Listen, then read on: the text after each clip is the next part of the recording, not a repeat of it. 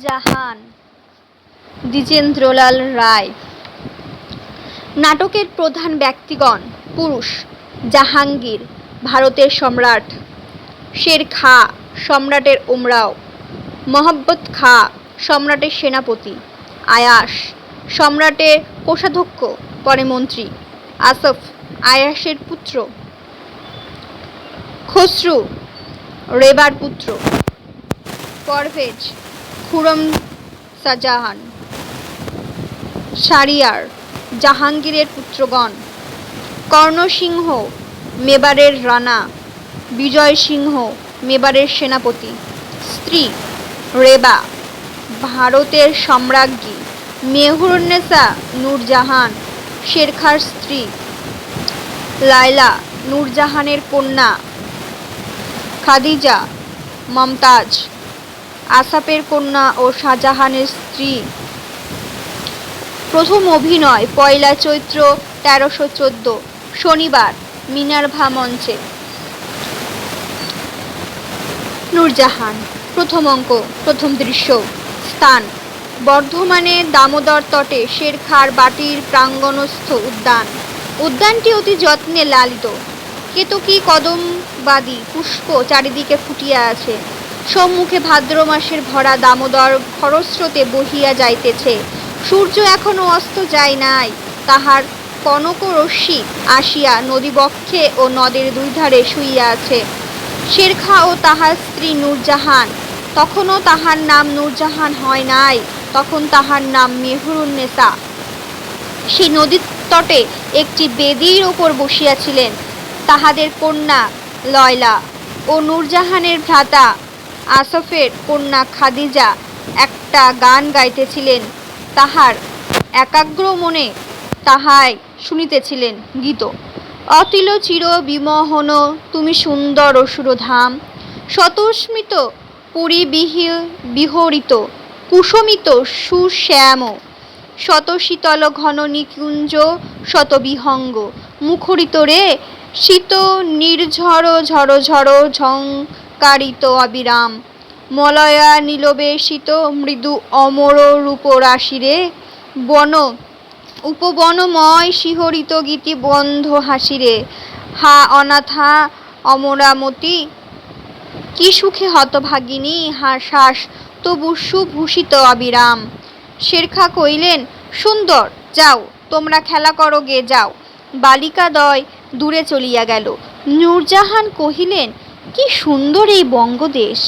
এর বিস্তীর্ণ ক্ষেত্র, যার ওপর দিয়ে শ্যামলতার ঢেউ বয়ে যাচ্ছে, এর নদ নদী, যার অগাধ সলিল স্তম্ভার যেন আর সে ধরে রাখতে পারছে না, এর নিকুঞ্জ বন, যেখানে ছায়া সুগন্ধ সঙ্গীত যেন পরস্পরকে জড়িয়ে শুয়ে আছে। সমস্ত দেশটা যেন একটা অপার্থিব সূক্ষ্ম স্বপ্ন দেখছে। শের: ঈশ্বরের অধিবাসীদের এমন দেশ দিয়েছিলেন, কিন্তু তা রক্ষা করবার শক্তি দেন নাই। নূরজাহান: না প্রিয়তম, আমার বোধ হয় এত সুখ এদের সইল না। এত সুখ বুঝি কারো সয় না। শের: না মেহের, এই দেশের উর্বর সৌন্দর্যই তার কালোর স্বরূপ হয়েছে। এই বঙ্গভূমি অত্যাধিক আদরের তার সন্তানদের মাথায় খেয়েছে। আদর উন্মত্ত জিনিস, সে বৃষ্টিধারার মতো ধরণীকে শ্যামলা করে, কিন্তু অত্যাধিক আদর অতি বৃষ্টির মতো নিজের কাজ নিজেই নষ্ট করেন। নূরজাহান: তবে তুমি অত্যাধিক আদর দিয়ে আমায় নষ্ট করছো। শের: তোমায় মেহের, আমার মনে হয় তোমায় আমি যথেষ্ট আদর করতে পারি না। নূরজাহান: দেখো প্রিয়তম, লয়লা আর খাদিজা ওই নদের ধারে কেমন গলা ধরাধরি করে বেড়াচ্ছে, যেন দুই পরী শিশু। শের: দুটির মধ্যে একটি তো বটে। নূরজাহান: ওদের পাশে ওই স্থলপদ্মগুলি ফুটে রয়েছে, ওদের আর স্থলপদ্মগুলির ওপর সূর্যের শেষ কনক রশ্মি এসে পড়েছে। কে বলবে কোনগুলি সুন্দর, ওই গাছের স্থলপদ্মগুলি না আমাদের ওই স্থলপদ্ম দুটি? শের: সত্য প্রিয়তম। নূরজাহান: ওদের পেছনে শরতের ভরা দামোদর দুকুলেছে, উদ্দাম অস্থির বেগে চলেছে, কি সুন্দর! শের: কি সুখী আমরা মেহের, শেরখা এই বলিয়া নূরজাহানের হাতে হাত দিলেন। নূরজাহান অবিচলিত অন্যমনস্কভাবে কহিলেন, কিন্তু এত সুখ বুঝি সইবে না? শের, কেন সইবে না মেহের? আমরা কারোর কাছে কোনো অপরাধ করিনি, কারোর কিছু ধরি না, আমরা শুদ্ধ পরস্পরকে ভালোবেসে সুখী। এই অপরাধে আমাদের সুখ সইবে না? নূরজাহান, কি অপরাধ করেছিল এই বঙ্গবাসীনাথ? তারা নিজের সুখে মগ্ন ছিল, কিন্তু সইল না। এত সুখ সয় না, নিজের সইল পরের সয় না। ঈর্ষা হয়, লোভ হয়, কে নিতে ইচ্ছা হয়। এই সময়ে পশ্চাৎ হইতে নূরজাহানের ভ্রাতা আসফ হঠাৎ হাসিয়া কহিলেন, কিন্তু আমি আপনাদের। নূরজাহান চমকিয়া, কে, আসফ নাকি? শের, আসফই তো দেখছি। এই বলিয়া উঠিয়া দাঁড়াইয়া তাহার হস্ত ধরিলেন। আসফ, আমি বলতে যাচ্ছিলাম খাঁ সাহেব, যে আমি মহাশয়দের কিছু কেড়ে নিতে আসিনি, বরং কিছু দিতে এসেছি। শের, কি দিতে এসেছ? আসফ, শীঘ্র বলছিলেন বড় আগে। নূরজাহান, পিতার মঙ্গল। আসফ, হ্যাঁ মেহের, সম্রাট জাহাঙ্গীর। শের, সম্রাট জাহাঙ্গীরকে? আসফ, কেন? সেলিম, তিনি আকবরের মৃত্যুর পর জাহাঙ্গীর উপাধি নিয়ে সম্রাট হয়েছেন, তা তোমরা শোনোনি নাকি? নূরজাহান, সম্রাট আকবরের মৃত্যু হয়েছে? আসফ, শোনোনি? অবাক করেছ।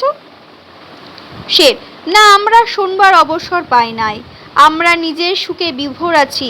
আসফ, সত্য শোনোনি? শের, না আসফ, তাতে আমাদের কি যায় আসে? আদার ব্যাপারে জাহাজের খবরের কাজ কি? আসফ, আপাতত ভেতরে চলো, অন্ধকার হয়ে এলো, চলো মেহের। নূরজাহান, চলো চলো, যাচ্ছি। আসফ ও শেরখা গৃহাভিমুখে হইলেন। আসফ, খাদিজা কোথায়? শের, ওই দেখছো না, লয়লার সঙ্গে গলা ধরাধরি করে বেড়াচ্ছে। আসফ, সুখ আছে দেখছি। উভয়ে চলিয়া গেলেন। নূরজাহান, সেলিম সম্রাট, আবার সে কথা কেন মনে আসে? না, সে চিন্তাকে আমি মনে আসতে দিব না।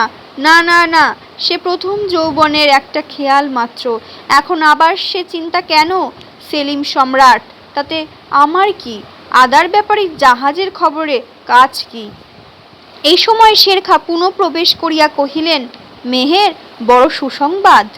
নূরজাহান, কি নাথ? শের, সম্রাট জাহাঙ্গীর আমাকে 5,000 পদ দিয়ে আগ্রায় ডেকে পাঠিয়েছেন। নূরজাহান, সর্বনাশ। শের, সে কি? এ আমাদের মহৎ সম্মান। নূরজাহান, যাবে? শের, যাব বই কি। নূরজাহান, যেও না বলছি, খবরদার। শের, অত উত্তেজিত হচ্ছ কেন? এ তো পরম আনন্দের কথা। নূরজাহান, শোনো কথা, যেও না বলছি, সাবধান। এই বলিয়া নূরজাহান দ্রুত চলিয়া গেলেন। শের, আশ্চর্য, মেহের হঠাৎ এত উত্তেজিত হলো কেন? মেহের মাঝে মাঝে বিচলিত হয় বটে, কিন্তু এত বিচলিত হতে তাকে সম্প্রতি কখনো দেখিনি। দ্বিতীয় দৃশ্য।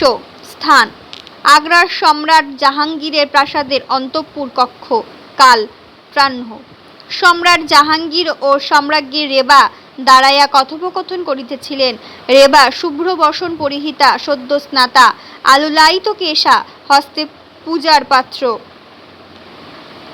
রেবা, সত্য বলো। জাহাঙ্গীর, আমি সত্য বলছি রেবা। শেরখা আমার দক্ষ ধনাধ্যক্ষ আয়াসের জামাতা, আর শেরখা স্বয়ং একজন বিশিষ্ট ব্যক্তি, তাকে তার উপযুক্ত পদ দিবার জন্য আগ্রায় ডেকে পাঠিয়েছিলাম। রেবা, তার স্ত্রীর প্রতি তোমার এইটুকু আসক্তি নাই? এতটুকু ভেবে দেখো।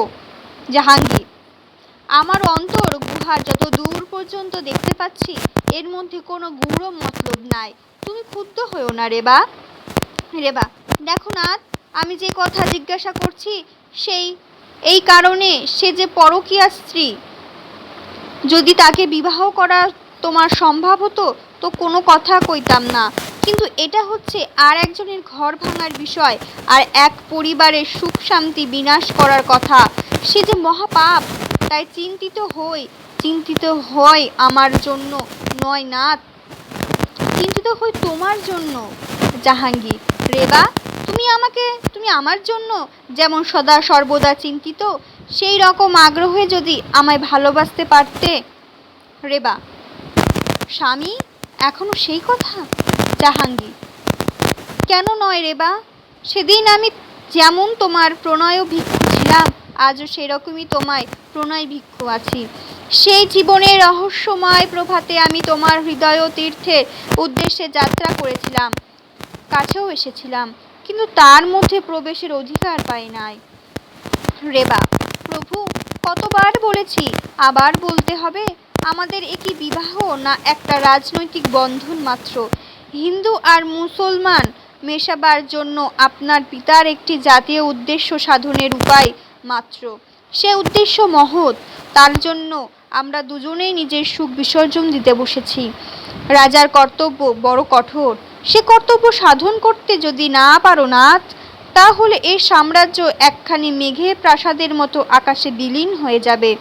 না প্রভু, আমাদের এ জন্ম দুঃখের, তবে সেই দুঃখ পরের জন্য বহন করছি, সেই আমাদের সুখ। জাহাঙ্গীর, সকলের সাধ্য সমান নহে রেবা। যাক, সেসব পুরনো কথা। আজ কেন আবার সে কথা মনে হলো কে জানে। ওই যে কুমার খসরু আসছে, দেখো রেবা, খসরুকে আমি সাবধান করে দিচ্ছি, তুমিও সাবধান করে দিও। সম্রাটের জ্যেষ্ঠ পুত্র খসরু প্রবেশ করিয়া অভিবাদন করিলেন। জাহাঙ্গীর, খসরু, তোমায় কেন ডেকে পাঠিয়েছিলাম শোনো। তোমার বিপক্ষে বিষম অভিযোগ শুনেছি। খসরু, কি অভিযোগ পিতা? জাহাঙ্গীর, যে তুমি আমার বিপক্ষে বিদ্রোহের মন্ত্রণা করছো, সে কথা কি সত্য? খসরু, না পিতা। জাহাঙ্গীর, সত্য হোক মিথ্যা হোক, তোমায় কথা বলে রাখি খসরু, দেখো, তুমি আমার জ্যৈষ্ঠ পুত্র, তুমি ভারতের ভাবী সম্রাট, নিজের দোষের সব হারিও না। খসরু, না পিতা। জাহাঙ্গীর, তুমি যদি অযথা আচরণ করো, তাহলে যদিও তুমি আমার জ্যৈষ্ঠ পুত্র, যদিও তুমি তোমার মায়ের স্নেহপুত্তলি, যদিও তুমি সর্বজনপ্রিয়, তবু যদি তুমি অন্যায় করো, তাহলে তোমার কাকুতি, তোমার মায়ের অশ্রু আর আমার স্নেহ তোমাকে তোমার সমুচিত দণ্ড হতে রক্ষা করতে পারবে না, মনে রেখো। এই বলিয়া সম্রাট চলিয়া গেলেন। রেবা তখন খসরুর স্কন্ধে হাত দিয়া সস্নেহ মৃদুস্বরে কহিলেন, খসরু, খসরু, মা। রেবা, এ কথা সত্য? চুপ করে রইলে যে, এ কথা সত্য? খসরু, না না, মিথ্যা। রেবা, না খসরু, এ সত্য কথা। আমি তোমার নতদৃষ্টিতে, ভগ্নস্বরে, অস্থির ভঙ্গিমায় বুঝতে পাচ্ছি। আমার কাছে কেন মিথ্যা বলছো খসরু? আমি তোমার মা, আমার কাছে মিথ্যা কথা? আমি জিজ্ঞাসা করছি, বলো, এ কথা সত্য? খসরু ক্ষণিক নিস্তব্ধ থাকিয়া নতশিরে কহিলেন, হ্যাঁ মাতা, এ কথা সত্য। রেবা, তা পূর্বেই বুঝেছিলাম। শোনো, কদাপি এ কাজ করু না, বলো। চুপ করে রইলে যে, বলো, করবে না? খসরু, না মা, আমি তা বলতে পারবো না, আমি তাদের কাছে অঙ্গীকার করেছি। রেবা, অন্যায় অঙ্গীকার করেছো, সেই অঙ্গীকার ভঙ্গ করাই ধর্ম, বলো, শপথ করো। খসরু, মা, বলিয়া মস্তক অবনত করিলেন। দেখ খসরু, আমি তোমার মা, মায়ের চেয়ে ভাববার জন্য সংসারে আর কেউ নাই। তার স্নেহ, দেহ, মন, তার প্রবৃত্তি, তার ইহজীবন সন্তানের লালনের জন্যই গঠিত হইয়াছিল। আমি তোমার সেই মা, আমি দিবারাত্রি তোমারই মঙ্গল কামনা করি, বিনিময়ে তোমার কাছে কিছুই চাহি না, বিনিময়ে কেবল তোমারই কল্যাণ চাহি। আমি তোমারই কল্যাণের জন্য বলছি, এ কাজ কদাপি করো না, বলো, করবে না? খসরু, না, করব না। রেবা, আমার পা ছুঁয়ে শপথ করো। খসরু, আজ্ঞাবধ করিয়া শপথ করছি, কখনো করব না। রেবা, মায়ের এত সুখ, ভগবান সন্তানের শুভকামনা করে, মায়ের এত সুখ। তৃতীয় দৃশ্য, স্থান পান্তর, কাল শীতের প্রভাত। পুরবাসী বর্গ প্রভাত রৌদ্রে বসিয়া গল্প করিতেছিলেন। প্রথম পুরবাসী, তুমি শেরখাকে দেখেছ? দ্বিতীয় পুরবাসী, এর আগেও জানতাম, তারপরে তার আগ্রায় ফিরে আসার পরেও তাকে 2-3 বার দেখেছি। তৃতীয় পুরবাসী সগর্বে, আমার সঙ্গে তার বহুদিনের আলাপ। প্রথম পুরবাসী, আগ্রায় তিনি এসেছেন কবে? দ্বিতীয় পুরবাসী, এই মাসখানেক হবে।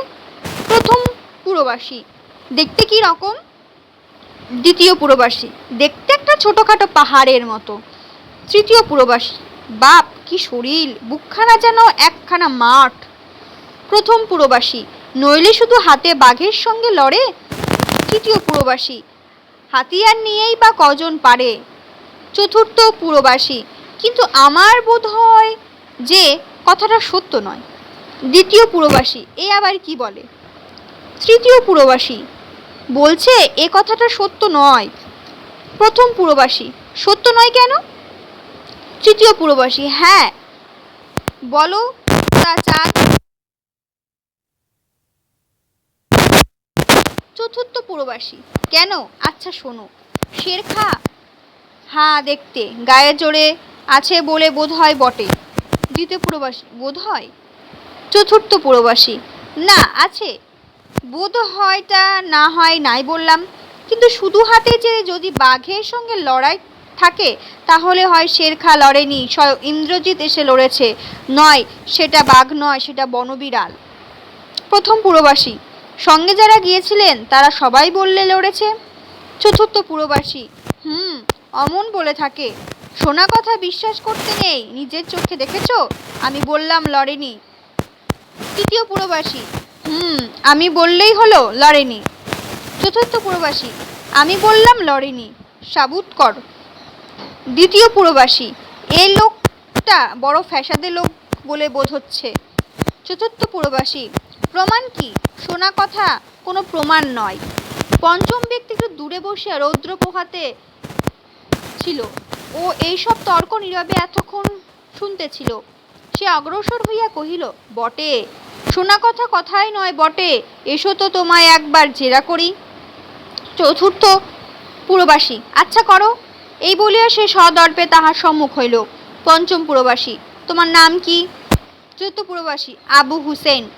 পঞ্চম পুরবাসী, কেমন করে জানলে। চতুর্থ পুরবাসী, বাপ দিয়েছিল। পঞ্চম পুরবাসী, দিয়ে দেখেছো, মনে আছে। চতুর্থ পুরবাসী, না, তবে লোকে তো ওই বলেই ডাকে। পঞ্চম পুরবাসী, তবে শোনো কথা, তোমার নাম আমি বললাম আবু হোসেন নয়। প্রথম পুরবাসী, কেমন। দ্বিতীয় পুরবাসী, এবার শেয়ানে শেয়ানে কোলাকুলি, এসো তো বাপ ধন, আমাদের মূর্খ পেয়ে বিদ্যা জাহির করা হচ্ছিল এখন। দ্বিতীয় পুরবাসী, কর কর জেরা কর, বেটা মুষ্টে থাক। পঞ্চম পুরবাসী, তারপর তোমার বাপের নাম কি। চতুর্থ পুরবাসী, ইয়াদ আলী। প্রথম পুরবাসী, এও শোনা কথা। চতুর্থ পুরবাসী, কি রকম। প্রথম পুরবাসী, পঞ্চম পুরবাসী, তোমার বাপ যে ইয়াদ আলী তা জানলে কেমন করে, শোনা কথা কেমন, শোনা কথা কিনা। চতুর্থ পুরবাসী, হ্যাঁ তা একরকম শোনা কথাই বলতে হয় বই কি। পঞ্চম পুরবাসী, ব্যাস, তোমার বাপ ইয়াদ আলী নয়।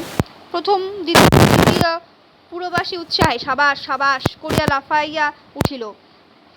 দ্বিতীয় পুরবাসী, কর জেরা কর, কর বেটাকে জেরা, বেটার আস্পর্দা। চতুর্থ পুরবাসী, আচ্ছা আমার বাপ ইয়াদ আলী নয় যদি, তবে আমার বাপকে। পঞ্চম পুরবাসী, তা আমি কি জানি, তোমার বাপ নিতাই পারে বা ভজন সিং যে কে হতে পারে। চতুর্থ পুরবাসী ক্ষুদ্র স্বরে, কি, আমি হলাম আবু হোসেন আর আমার বাপ হলো নিতাই পারে। পঞ্চম পুরবাসী, তুমিই যে আবু হোসেন নও। চতুর্থ পুরবাসী, আমি আবু হোসেন নই, তবে আমি কে। পঞ্চম পুরবাসী, যজ্ঞেশ্বর। চতুর্থ পুরবাসী, বটে, আমি যজ্ঞেশ্বর, দেখি কেমন আমি যজ্ঞেশ্বর। সে এই বলিয়া পঞ্চম পুরবাসীকে ধরিয়া প্রহার আরম্ভ করিল। পঞ্চম পুরবাসী, আরে ছাড়ো ছাড়ো, ও বাবারে ছাড়ো, দেখো তোমরা। চতুর্থ পুরবাসী, কেমন, আমি আবু হোসেন না। পঞ্চম পুরবাসী, হ্যাঁ হ্যাঁ তুমি আবু হোসেন, তোমার বাপ আবু হোসেন, তোমার 14 পুরুষ আবু হোসেন। চতুর্থ পুরবাসী, আর আমার বাপ। পঞ্চম পুরবাসী, ওই যে বললাম আবু হোসেন। চতুর্থ পুরবাসী, আমি আবু হোসেন, আমার বাপও আবু হোসেন, তা কখনো হয় না, আমার বাপ ইয়াদ আলী। পঞ্চম পুরবাসী, ভালো, ইয়াদ আলী তোমার বাপ হইলে তুমি খুশি হও, না হয় তোমার বাপ ইয়াদ আলী। চতুর্থ পুরবাসী, তাকে ছাড়িয়া দিয়া, বেটা আমার বাপ আমার 14 পুরুষ ভেস্তে দেবার চেষ্টায় আছে। পঞ্চম পুরবাসী, এবার আমার হার। প্রথম পুরবাসী, কিসের হার, মেরে ধরে। তৃতীয় পুরবাসী, হার হতে যাবে কেন। দ্বিতীয় পুরবাসী, তর্কে তোমার জিত। পঞ্চম পুরবাসী, না বাপ, বাপুগণ, আমি বরাবরই দেখে আসছি, যার জোর বেশি তর্কে তারই চিরকালই জিত। ওই বাদরের রাজা আসছে, পালা পালা সব। প্রথম পুরবাসী, বাদরের রাজাকে? চতুর্থ পুরবাসী, পালাবো কেন? দ্বিতীয় পুরবাসী, ওই নাকি, ওই তো বাদররাও নয়, রাজাও নয়, ও যে মানুষ। তৃতীয় পুরবাসী, কতকটা বানরের মতো দেখতে বটে। পঞ্চম পুরবাসী, কিন্তু মানুষ খায়। প্রথম পুরবাসী, বলো কি? পঞ্চম পুরবাসী, কিষ্কিন্ধ থেকে এসেছে। চৌদ্দ পুরবাসী, সত্যি নাকি? পঞ্চম পুরবাসী, কুম্ভকর্ণের নাতি। দ্বিতীয় পুরবাসী, ওরে বাবা। পঞ্চম পুরবাসী, গোপ দেখছো না? তৃতীয় পুরবাসী, তাও তো বটে। পঞ্চম পুরবাসী, পালা পালা। অন্য সকলে পালা পালা বলিয়া পলায়ন করিল। পরে বিপরীত দিক দিয়া বন্দররাজ আসিয়া সেখানে উপস্থিত হইলেন। বন্দররাজ, এই যে কেরামত, কেরামত এখানে আমায় ঠাহারাতে বলেছিলেন মহারাজ, তাই। রাজা, তা বেশ করেছিস, তোকে যা বলে দিয়েছিলাম মনে আছে? কেরামত, আজ্ঞে মহারাজ, এইসব বিষয়ে আমার কদাচিৎ ভুল হয়। রাজা, তবে কালই শেরখা যখন সকালে পালকি করে সম্রাটের সভায় যাবে, বুঝেছিস? কেরামত, আজ্ঞে। রাজা, আমার মাহুতকে আমি বলে রেখেছি, তবে সে শেরখাকে চেনে না। বাঘের সঙ্গে লড়াই শেরখা এ ৫-৬ দিন শয্যাগত ছিল, বেরোয়নি। কাল বাদশাহ তাকে ডেকে পাঠিয়েছেন, সে আসবে নিশ্চয়। সেই ঠিক সময়, তার গায়ের এখনো বাঘের ক্ষত সারেনি, বুঝেছিস? কেরামত, আজ্ঞে। রাজা, তুই শেরখাকে চিনিস তো বেশ? কেরামত, আজ্ঞে, শেরখাকে চিনে চিনে আমার দাড়ি পেকে গেল। রাজা, ব্যঙ্গর সঙ্গ তুই সেই হাতির ওপর থাকবি, মাহুতকে চিনিয়ে দিবি, বুঝেছিস? কেরামত, হ্যাঁ মহারাজ। রাজা, আর দেখি সেটা যেন প্রকাশ না হয়। কেরামত ২ আঙুলি দিয়া নিজের ওষ্ঠতা চাপিয়া জানাইল যে তাহার দ্বারা এই কখনো প্রকাশ পাইবে না। রাজা, বহুত না হইবে যা।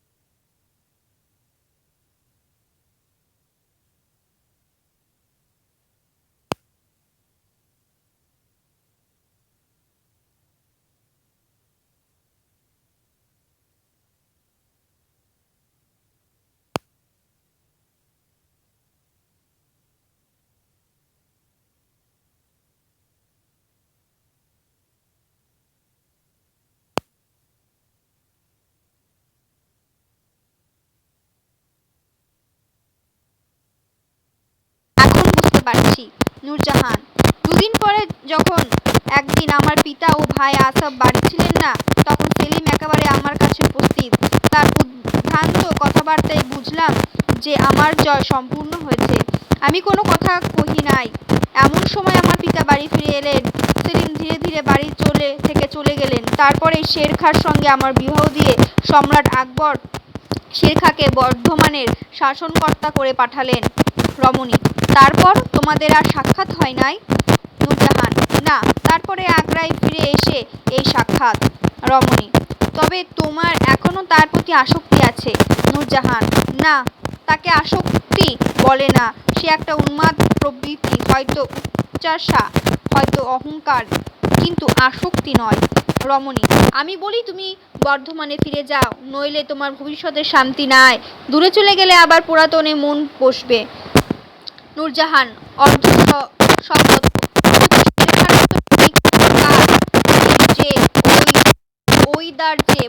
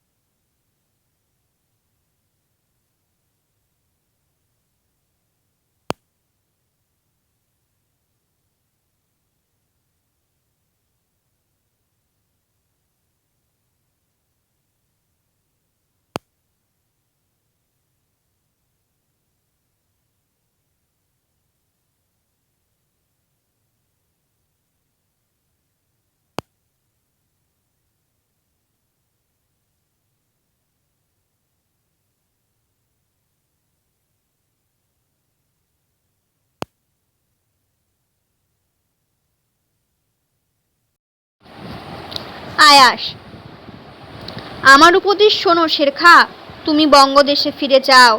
সম্রাট পরাক্রান্ত, তুমি এখানে থাকলে তোমার প্রাণ যাবে। শের: ফিরে যাব? আয়াস: হ্যাঁ, আর যে কয়দিন এখানে থাকো সাবধানে থেকো, ঘর থেকে বেরিও না। তোমার শরীরে এখনো বাঘের ক্ষত আছে, বললেই হবে। আবার তুমি শয্যাগত, বেরিও না। আর ঘরের দরজা বন্ধ করে শুইও। রাত্রি হয়েছে, আমি যাই। এই বলিয়া বৃদ্ধ আয়াস ধীরে ধীরে কক্ষ হইতে চলিয়া গেলেন। সে এখন অপরের স্ত্রী, তা সত্ত্বেও সম্রাট, ভাবিয়ে দিল, বিষম ভাবিয়ে দিল। এই সময় নূরজাহান সেই কক্ষে পুনঃপ্রবেশ করিলেন। শের: এই যে মেহের, কোথায় ছিলে? নূরজাহান: মহিউদ্দিনের স্ত্রী এসেছিলেন, তাকে রেখে আসতে নিচে গিয়েছিলাম। বাবা এসেছিলেন? শের: হ্যাঁ, মৃদুস্বরে। মেহের, চলো আমরা আবার বর্ধমানে ফিরে যাই। নূরজাহান সহসা: হ্যাঁ, বেশ, চলো চলো, তাই কালই চলো। শের: তা উত্তেজিত হচ্ছ কেন মেহের, কি হয়েছে? নূরজাহান: কিছু না, কেবল আমার এখানে একদণ্ড থাকতে ইচ্ছা নেই, আর কিছুই না। দৃঢ়স্বরে: আমি এখানে থাকতে চাই না। শের: বেশ, তাই হবে। শীঘ্রই বর্ধমানে ফিরে যাব। চলো নিচে চলো, আহার নিশ্চয় প্রস্তুত, চলো।